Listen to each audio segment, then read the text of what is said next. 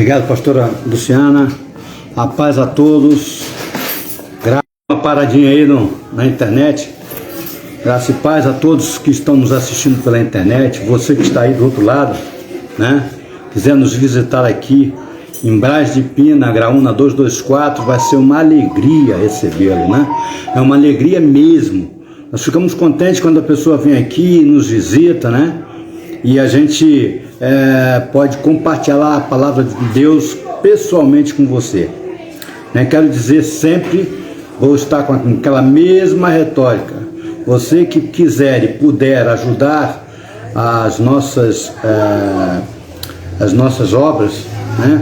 Nós fazemos doações de alimentos, de roupas, né? Você que tem a sua roupinha que você não utiliza mais, o seu sapato que você não utiliza mais, que estejam todos eles em condições de uso. Vai ser uma alegria também receber, porque tem pessoas que ainda... Aquele sapato que você não usa mais, mas ainda dá para caminhar muito. Aí vai ser um presente para aquele que precisa de calçar os seus pés, né? Quero também falar para ti que você pode também ajudar com brinquedos, né? Brinquedo também, crianças aí que não têm brinquedos, você que tem filhos que não brincam mais com determinados brinquedos, você pode nos doar. Você que quiser nos ajudar com alimento, se você puder dar uma cesta básica, bem, se não, você pode vir com 1 quilo de fubá, 1 quilo de farinha, 1 quilo de arroz, né? Aquilo que você puder dar, né? É assim, a gente vai juntando e vai ajudando. Vamos aí praticando aquilo que Jesus pregava. Aqui a pastora Luciana falou sobre o dinheiro, né? Sobre aquelas coisas, né? As pessoas que dão muita importância ao dinheiro. Eu quero dizer para você, vou falar a mesma coisa que eu falei na semana passada. Semana passada eu falei assim: se eu pudesse lhe dar $1 milhão, como é que você aí se sentiria? Alegre? Tô feliz, tô com $1 milhão. No caso aqui seria em torno de 6 milhões de reais. Se eu lhe desse 5 milhões de dólares, puxa, é um dinheiro, hein? Seria 30 milhões de reais, mais ou menos, né? E se eu tivesse o poder de lhe dar 10 milhões de dólares, vou lhe depositar 10 milhões de dólares. Puxa, vezes 10 são 60 milhões de reais. Se eu pudesse te dar isso aí, como é que você se sentia?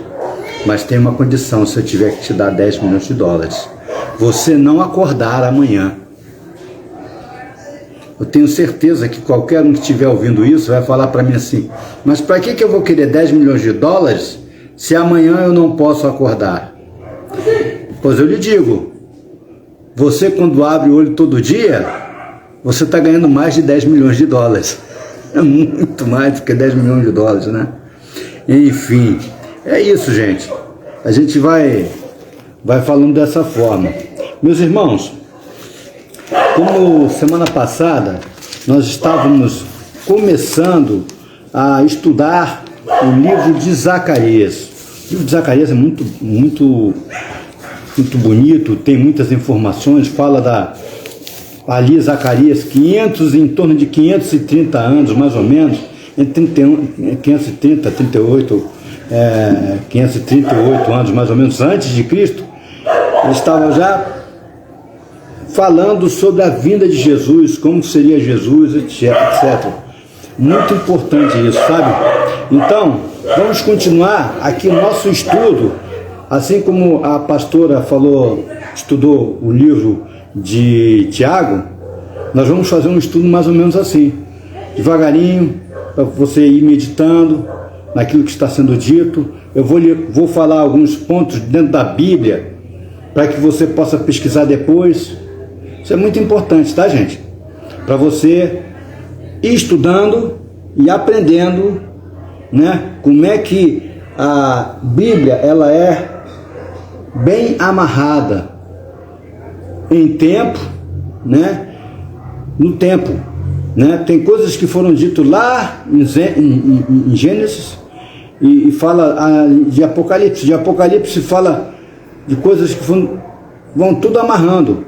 Naquela época não era igual hoje. Eu estou falando hoje com você aqui, né? Na internet, você aqui do lado da minha casa está vendo, ou do outro lado do mundo você pode ver. Naquela época não tinha isso não. Naquela época eram os profetas, a internet de Deus era os profetas, né? E existia às vezes uma distância temporal, ou seja, coisas que eram ditas aqui e que a pessoa lá do outro lado não sabia, né?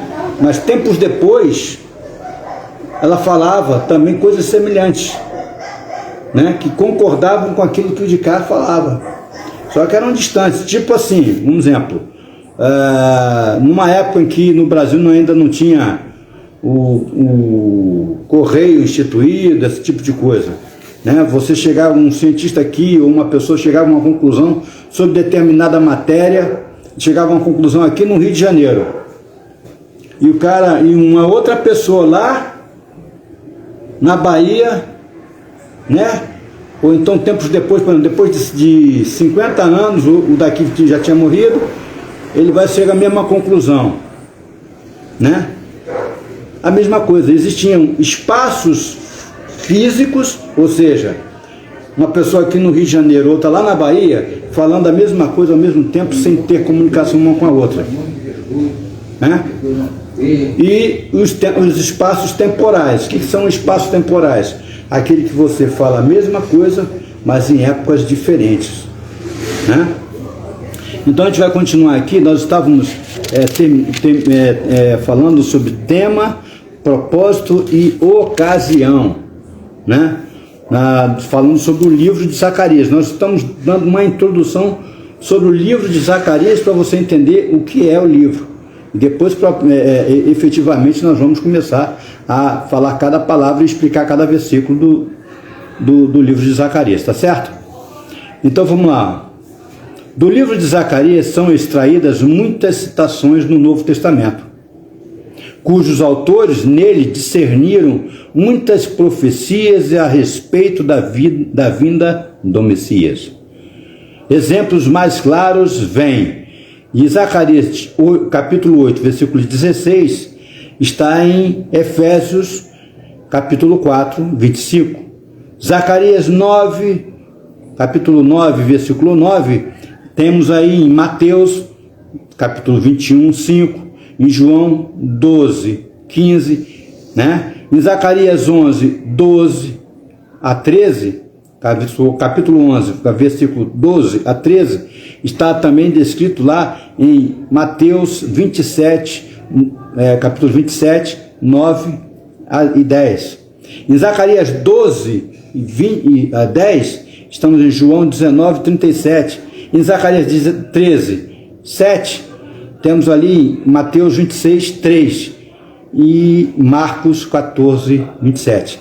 Além dessas, são inúmeras as alusões que às vezes são difíceis de avaliar uma estimativa. No entanto, encontra referências a cerca de 54 passagens de Zacarias em cerca de 67 lugares diferentes no Novo Testamento, com a maior parte delas encontradas no livro de Apocalipse.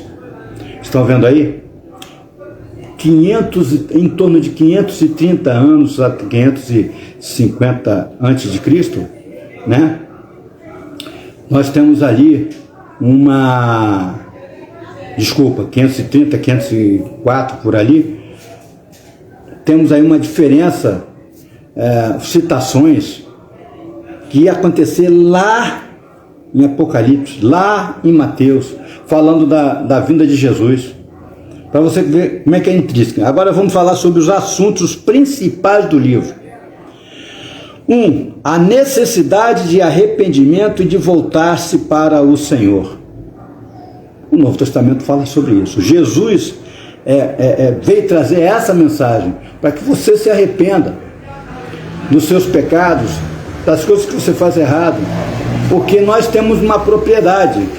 Às vezes os animais fazem algumas coisas por instinto, né? Machuca o outro e tal, mas é por instinto. Mas, às vezes, os homens machucam o outro, ou fazem maldade, como a pastora falou ainda há pouco, né? Pressionam financeiramente, né? Tomam os proventos dos outros, roubam. Não é só roubar e lá assaltar, não, mas pegar de forma escusa, né? Escondido, né? Para poder você toma do outro, sem o outro saber, né? Ela falou aqui de problemas que ocorrem, né? Em vários países. Os caras deixam de aplicar em saúde, né? E tomam aquilo para si. E há uma pessoa que está num lugar distante, que precisam e necessitam de um atendimento médico específico, não tem, porque na verdade não teve como aplicar, porque a pessoa que comanda aquela instituição, seja ela qual for ou em qual lugar for, a pessoa toma para si os proventos da necessidade do outro, né? A necessidade de sinceridade no serviço do Senhor. O que é ter sinceridade? Infelizmente, independente, não estou aqui fazendo juízo de valor de religião ou denominação alguma. Mas e quantas pessoas, né, fazem sinceridade em estar servindo ao Senhor, mas na verdade estão se locupletando do dinheiro dos fiéis, né? Estão usando dos proventos que os fiéis ajudam, ou daqueles que até não fazem parte daquela sociedade, mas ajudam de alguma maneira, e o cara utiliza aquilo, não é sincero, não é com vontade do Senhor, é só uma questão de ou vaidade ou ganância, né? A preocupação e o cuidado do Senhor pela situação do seu povo. Isso é uma coisa que é falada. Tu acha que Deus não tem preocupação conosco? Isso é verdade, porque senão ele não haveria enviado Jesus Cristo para nos salvar, para nos tirar do pecado. Ele está o tempo todo, né? Você vê, estamos aqui pregando a palavra. Nós estamos sendo instrumentos de Deus para levar a palavra do Senhor até você. Claro que não é simplesmente o que falamos aqui, porque muitos já falaram, com certeza, coisas similares a nós, mas quem toca o seu coração é o Espírito Santo. Mas você tem que abrir a porta do seu coração. Você tem que receber. Deus não é intruso, não é invasor, né? Ele é um cavalheiro. Jesus é cavalheiro. Ele bate a porta, se você abrir, o Espírito Santo lhe tocar e você abrir a porta, Jesus entra na sua vida. E você vai ver as coisas de uma forma muito diferente. Às vezes eu faço uma comparação. Às vezes nós não lemos algumas coisas, né, alguns livros, não nos informamos, né, não estudamos. O que ocorre? A gente não tem noção do que está acontecendo, o que há à nossa volta. Quando você recebe Jesus na sua vida, você vai ver a vida diferente, vai ver a vida de forma melhor, vai entender todas as coisas que estão acontecendo à sua volta. Se não todas, claro, evidentemente que você tem que, mas de acordo com a sua maturidade, tanto de vida, como da sua maturidade espiritual. Porque Deus não vai colocar na sua mão um peso que você não aguenta, uma informação que você não aguenta. Então, mas Ele vai te dar a informação. Então, quando você recebe Jesus na sua vida, né, você vai entender uma série de coisas que estão acontecendo no mundo, inclusive com você. Mas isso você tem que abrir a porta para Jesus. Jesus, né, Deus, né, Ele não entra na sua vida sem você abrir a porta. O Satanás não, se você abrir uma brechinha, uma pequena brechinha, simples assim, ele sesgueira, tal qual o camundongo. Já viu o camundongo? O camundongo, às vezes, numa flechinha, ele se aperta todo, ele parece que tem cartilagens bem, né, flexíveis. Ele vai se apertando e entra. É assim Satanás. Ele entra por frechas, por pequenas frechas, por pequenos buracos. Jesus não. Você tem que recebê-lo, tá bom? Quinta coisa, a remoção completa e permanente do pecado do povo. Deus estava preocupado com a remoção do pecado. A pessoa viver em pecado não é bom. Deus preocupa-se com você se você está vivendo em pecado. Claro que Ele respeita a sua escolha. Deus é tão cavalheiro que Ele respeita a sua escolha. Quer viver no pecado? Vão no pecado aí. Quer aceitar Jesus? Não aceita Jesus aí. Mas depois, e que esse dia vai chegar, meu amigo, minha amiga, meu irmão, minha irmã, esse dia vai chegar. E quando chegar Jesus de volta, né, para tomar os seus, o que vai acontecer? Você fala, por que eu não aceitei antes? Já não dá mais tempo.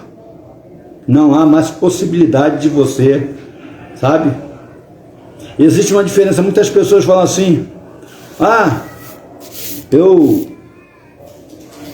acho engraçado, as pessoas dizem que quando um cara fez maldade a vida inteira, né, e ele chega no final da vida, ele fala que quer ver Jesus, quer estar com Jesus e aceita Jesus. Mas Jesus não é bobo. Ele não é bobo. Deus não é bobo. Não é bobo. Existe uma diferença, né, entre a pessoa aceitar sinceramente a Jesus na sua vida e ele aceitar com medo das consequências. É melhor aceitar agora, porque vou falar que aceito porque senão eu vou me dar mal. É motivo errado. É tal qual aquele que faz o bem. É tal qual aquele que fala assim, vamos fazer o bem, vamos ajudar outro. Assim, por exemplo, existem instituições que fazem alguns trabalhos parecidos com o nosso, né? Nós aqui pedimos a sua ajuda para que nós possamos distribuir comidas, distribuir roupas, né? Doar, né? E nos esforçamos para isso. Pregamos a palavra. Aí tem aquele que diz assim, importante é você fazer, né? Vamos lá. Existem instituições bancárias que têm as suas devidas, e empresas que têm as suas fundações isso, fundações aquilo, e elas fazem projetos de ajuda a determinadas comunidades, né? Ajudam no esporte, ajudam no estudo. Mas o que é no coração delas que está fazendo elas ajudar? É o amor de Deus? É fazer aqui a vontade de Deus? Não, senhores. É que elas vão diminuir muito os seus impostos a pagar. É diferente. Você está entendendo? O que é que motiva uma pessoa a fazer uma coisa e outra fazer outra? É isso. Você tem que prestar atenção. Nós temos que ser cristãos, mas também temos que ter raciocínio, temos que ter discernimento, não é? Outra coisa que Deus se preocupa, a remoção da falsa profecia e da idolatria da terra. Existem do que está acontecendo hoje. Olha só, muito tempo antes de Jesus, Deus já estava preocupado com os idólatras, né? Com falsos profetas. O que você vê falso profeta aí não cabe dentro do cesto, né? Então, assim, sétimo, a centralização do templo como fonte de bênção. Isso é uma mensagem que está de Deus. Isso é uma mensagem que está que Zacarias profetizou, né? Isso a gente está falando sobre o que o livro fala. A ira do Senhor para as nações que saquearam Judá e Jerusalém. O retorno do guerreiro divino para aterrorizar os inimigos de Israel. A vinda do renovo governante davídico, que salvará seu povo, purificará seus pecados e estabelecerá a paz. O derramamento do Espírito de Deus, resultando em arrependimento e abertura de uma fonte para a purificação do pecado. Quanta coisa Zacarias fala, né? O julgamento dos pastores perversos do povo de Deus e sua substituição por um bom pastor. O ferimento causado ao bom pastor e a dispersão do rebanho. O triunfo final do Senhor sobre as nações. Preste atenção. Nós somos vencedores porque Deus, Jesus, é mais que vencedor. Quem está com quem venceu? Olha só. E isso, muito antes de Jesus vir a nascer. O resumo da história da salvação. Após os horrores do exílio, Deus está renovando seu compromisso de restaurar Judá como seu povo precioso. Eles ainda sofrerão mais angústia. Contudo, ao final, Deus julgará os opressores gentios e Judá produzirá o Messias, que governará o mundo todo, levando a adoração do Deus verdadeiro para uma explicação mais detalhada da história. Então, por último, as características do livro de Zacarias. Já estamos no final desse estudo. Nós estamos estudando devagar. Aqui eu estou dando uma introdução do que é o livro de Zacarias, entenda? Não é uma pregação em si. Aqui estamos dando uma introdução para você depois nos acompanhando direitinho o livro de Zacarias. O principal gênero de Zacarias é a profecia futurista. Embora a segunda metade do livro contenha alguns oráculos convencionais do julgamento e oráculos de redenção, na primeira metade do meio preferido são as visões que incorporam de forma simbólica o que Deus planeja fazer. Esta parte do livro precisa ser abordada de forma semelhante ao livro de Apocalipse do Novo Testamento, por primeiro permitir que as imagens e os símbolos ativem a imaginação, e então por explorar o que esses detalhes simbolizam. As visões e os oráculos da salvação predominam sobre as imagens de julgamento. Os capítulos 1 a 6 de Zacarias, com suas impressionantes visões sobrenaturais, na companhia de um intérprete angelical, formam um precursor importante à literatura apocalíptica posterior. Como outros livros proféticos, o livro de Zacarias é uma coleção de unidades individuais, ao manter o formato do sonho, a imagens somente momentâneas que se seguem umas às outras da maneira rápida, parcialmente desconectada. A continuidade da pequena narrativa emerge. Há 9 visões que abrem o livro e estão organizados como uma sucessão de espetáculos visuais. Os oráculos que constituem a segunda metade do livro são igualmente caleidoscópicos em seu arranjo, ainda que estejam unificados pelo motivo da bênção de Deus para o seu povo. Meus irmãos, termino isso aqui por aqui, hoje. Semana que vem vamos efetivamente começar a falar sobre o livro de Zacarias, passo a passo, capítulo a capítulo. Embora eu esteja aqui falando todos esses processos aqui, eu quero que o irmão entenda que aqui na Unicristo nós queremos que você entenda efetivamente a palavra de Deus, que você tenha noção do que é a intrínseca relação entre os livros, né? Que você consiga entender cada coisinha da palavra de Deus.